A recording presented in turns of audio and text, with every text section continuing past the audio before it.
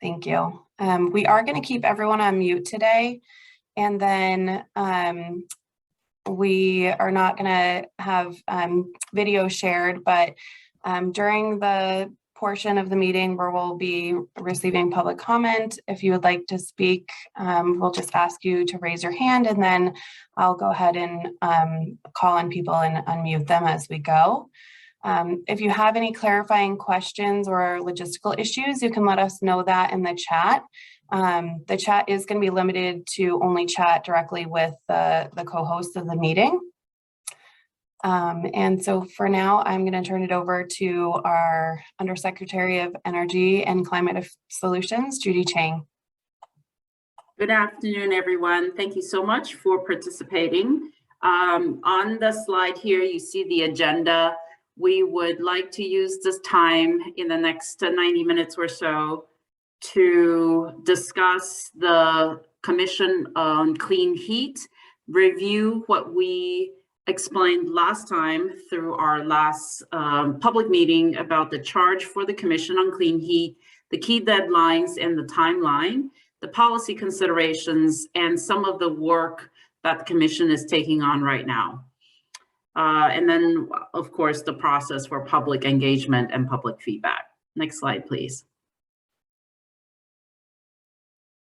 As you recall, this is the executive order to establish the Commission on Clean Heat.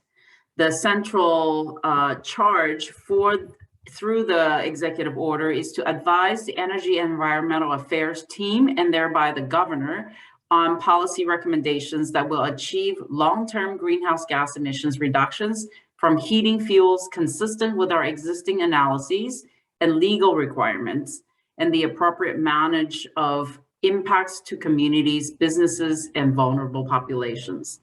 One of the core questions that the Commission on Clean Heat will jointly answer is what CAP framework and supporting policies would advance our shared goals, and if adopted by the governor, the Commission members and the associate constituencies could support, or at minimum live with, setting a cap on greenhouse gas emissions from heating fuels and associated building greenhouse gas emissions sublimits in the 2025 and 2030 Clean Energy Climate Plan, and just in general, our Climate Action Plan.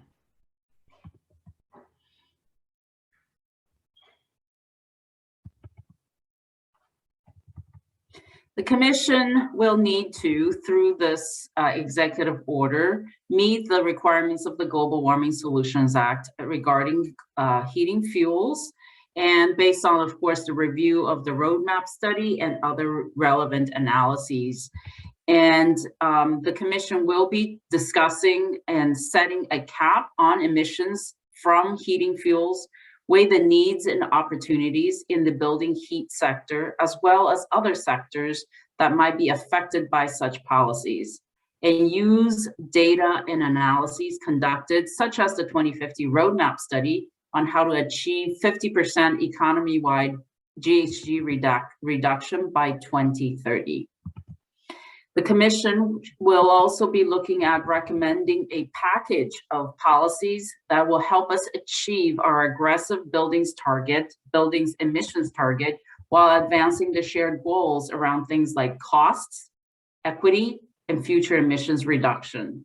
The Commission will be providing guidance and recommendations related to regulatory options, including framework for capping the emissions from heating fuels, options to accelerate the deployment of energy efficiency programs and clean heat systems, and options to transition existing heating systems to clean energy, including financing mechanisms and other supporting policies that might be necessary.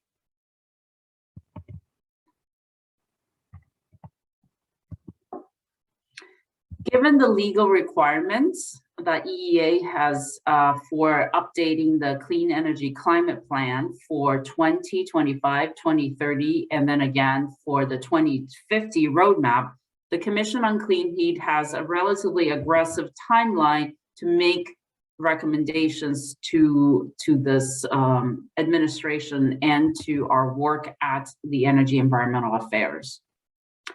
The commission will be convening through the end of this year, as we described last time at our last meeting, with the charge to deliver final recommendations to reduce the use of heating fuel and minimize greenhouse gas emissions from buildings by November 30th of this year. Simultaneously, per the climate bill or the climate law, the governor must submit a sublimit for building emissions to the legislature as part of the Clean Energy Climate Plan for 2025 and 2030. And this submission and the setting the sublimit is due to the legislature by July 1st of this year. And simultaneously, that will be included in the Clean Energy Climate Plan that will also be released on July 1st. To ensure the commission's work supports the development of that sublimit, and that sublimit aligns with the policy recommendation of the commission, we have a relatively aggressive deadline in this next couple of months to talk about the preliminary and high-level recommendations from the commission. And meeting this sort of self-imposed deadline ensures that the commission's high-level recommendations are considered alongside with the analyses that Energy Environmental Affairs is doing in analyzing the sublimits, setting the sublimits for the building sector. The commission will develop some high-level recommendations during this time, and they're already very much hard at work to demonstrate to the governor the kinds of policies, programs, initiatives that the building sector experts will anticipate will be needed to achieve the sublimits aligned with reducing greenhouse gas emissions economy-wide of 50% by 2030. So on this slide, you see the 4 steps that we have laid out for the Commission on Clean Heat as part of our planning. The first step is, of course, orienting the group, setting the goals, commission's roles, what are the processes, how to share information, just really setting up the process and setting up and level setting for the group.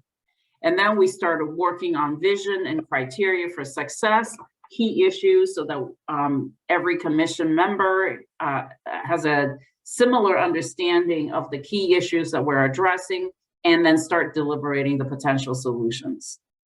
Then we are asking the commission members to develop ideas that would be included or considered for the Clean Energy Climate Plan for 2025 and 2030.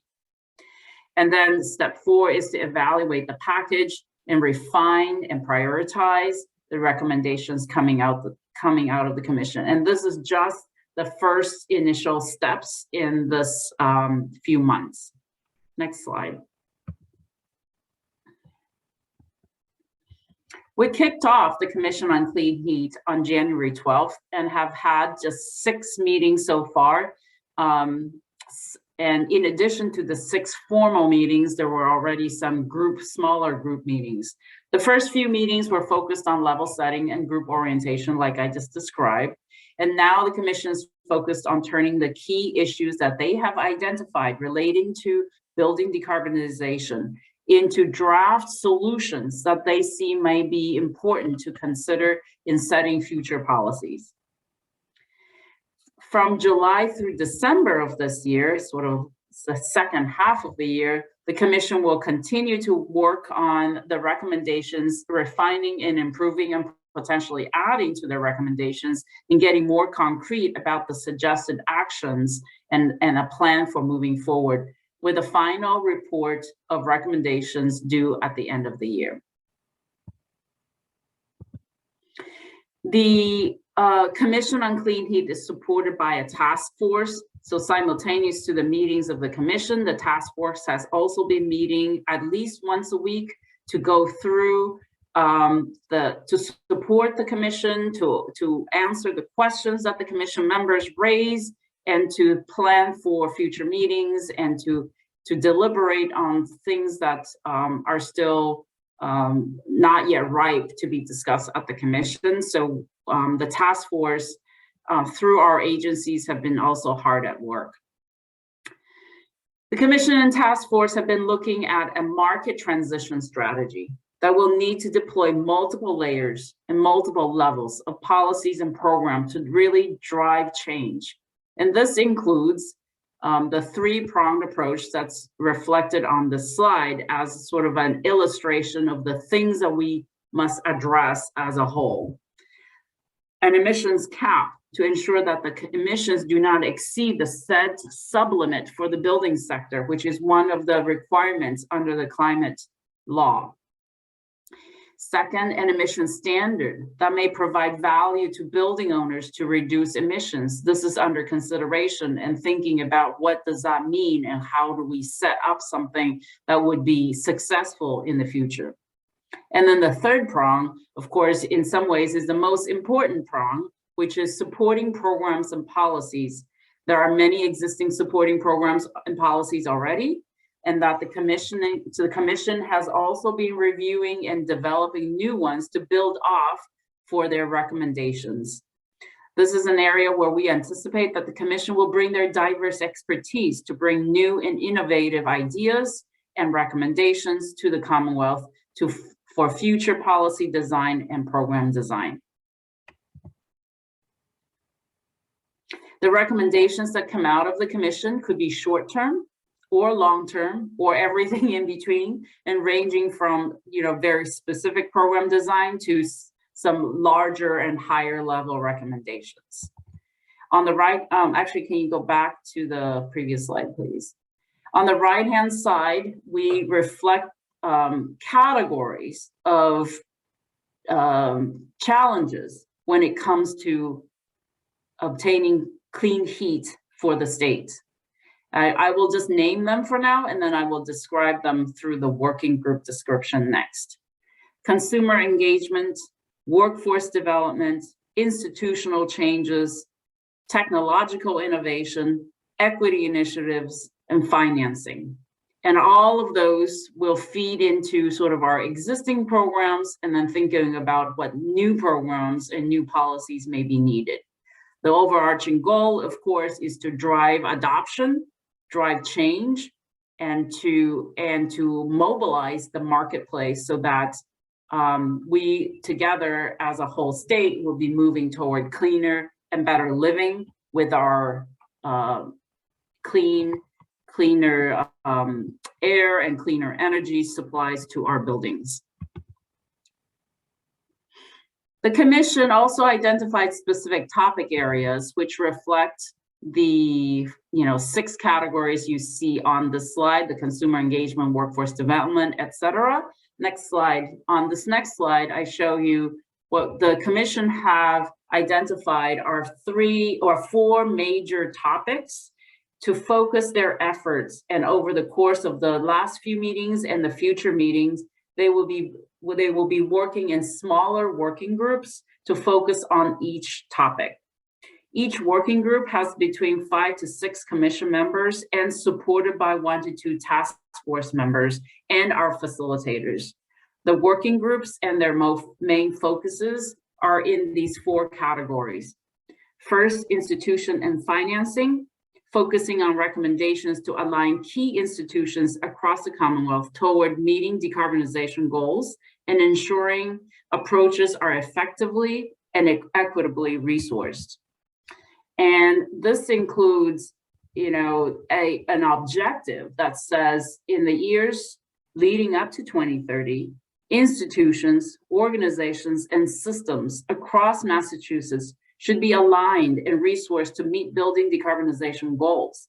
So that by 2030, integrating actions that reduce emissions into building design, construction, renovation, sale, and lease is a standard practice. That's the goal of this group, to think about the institutions and financing that might be necessary to drive change.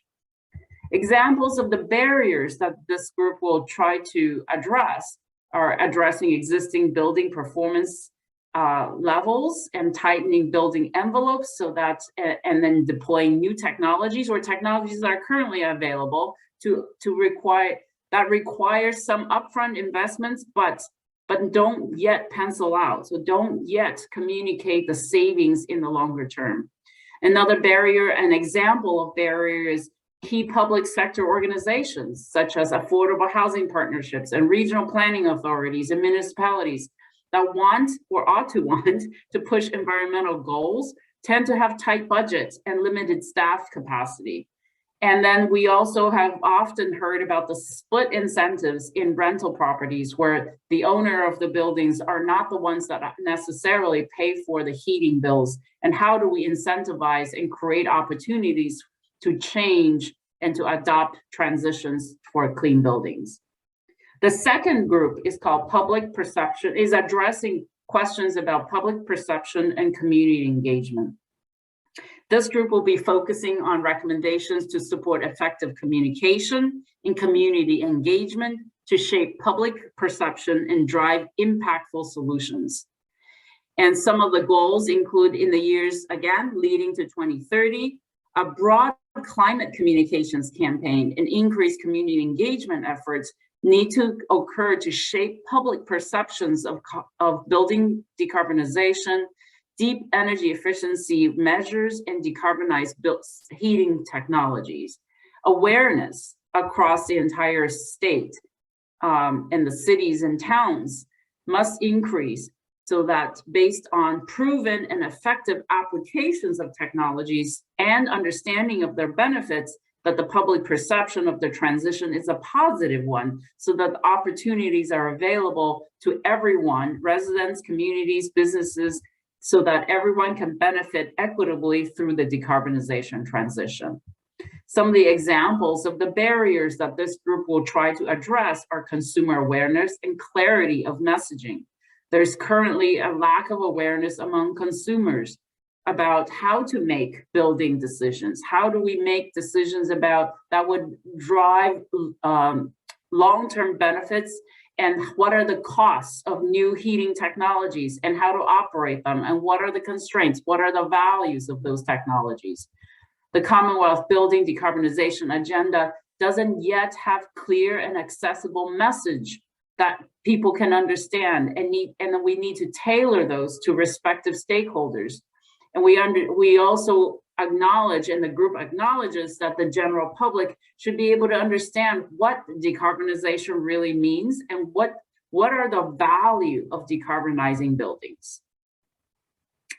The third group is addressing technology and workforce. As many of you have already brought up in some of these public meetings, technology and workforce development is central to developing recommendations that support the development of decarbonization of buildings. This includes supply chain and workforce development that make sure that the technology adopted are affordable and we can scale them up so that they are solutions for the entire state.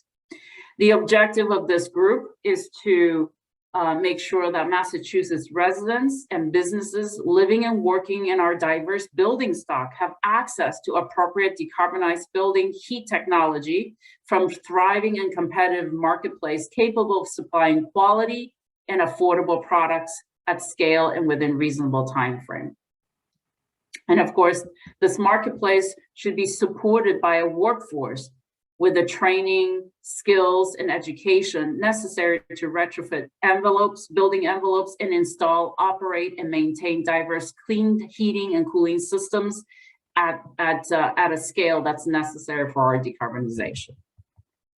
Some of the examples of the barriers that this group tries to address are, the heterogeneous housing stock and the diverse industries that have different types of buildings require a wide range of technological solutions to decarbonize. So what are those solutions and how do we make sure that they can scale up?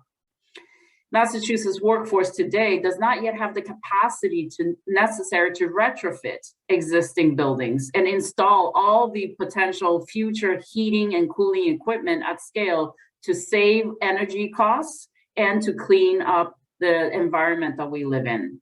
So how do we attract and retain expertise to ensure proper installation, operation, and maintenance? And also decarbonization transition will impact residents and businesses currently employed in fossil fuel industries. How do we transition those people working in different fossil industries into the newer and cleaner industries.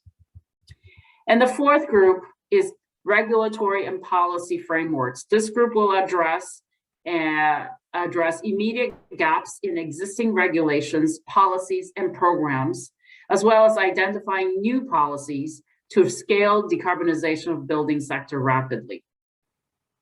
This group's goal includes building a strong program of legal requirements and programmatic support for scaling up decarbonization with all the challenges that I already talked about in a diverse set of building sector.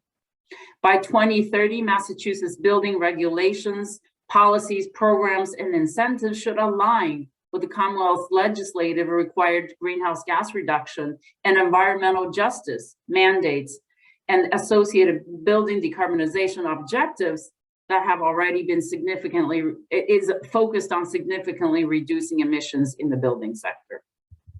Some of the examples of the barriers that this group will address are HVAC system replacement opportunities. They're infrequent and often due to system failures. So those moments where change needs to occur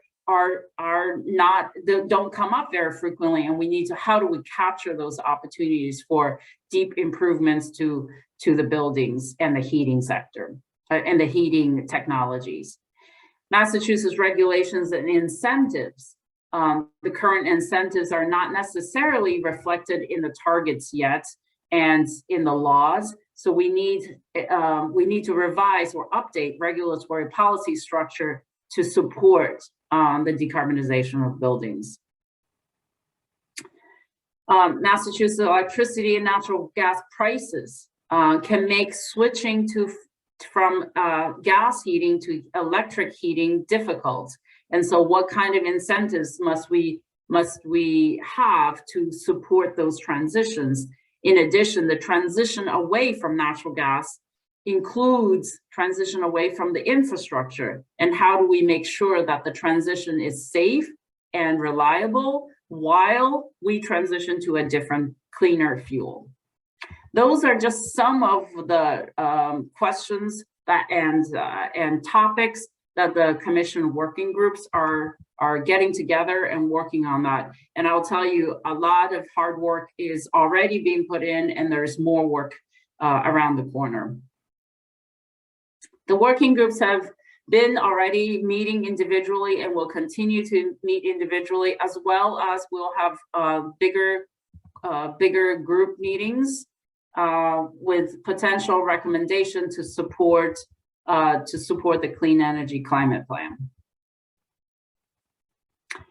Next slide, please. Public engagement with Commission Clean Heat. So we are hosting additional public webinar on April 14th. Just like today, we will have a pair of presentation and session, and that will be actually a joint meeting about a public hearing for the Clean Energy Climate Plan, where we focus on buildings and natural working lands.